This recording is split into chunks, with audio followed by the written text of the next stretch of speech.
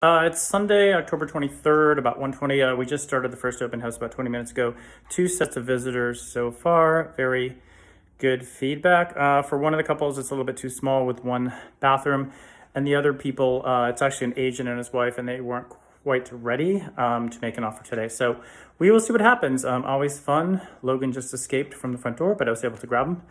He's kind of large, so he can't run fast, so he's easy to get back in the house if he gets out. Winston, what's up?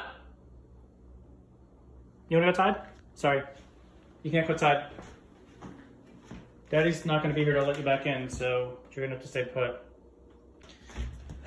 And then there's Diesel, just relaxing, saying hello to the visitors. You wanna go outside? Sorry, you can't go outside. Not now. Logan. Hey. You should not be sleeping in the pink insulation, and I'm not crawling in there to get you. Always very interesting when people pull into your driveway, you think they're turning around, but they're actually here for the open house, you think, but they're just sitting outside in their car, and you're like, okay, what are you doing? Are you afraid to come in? Just come in.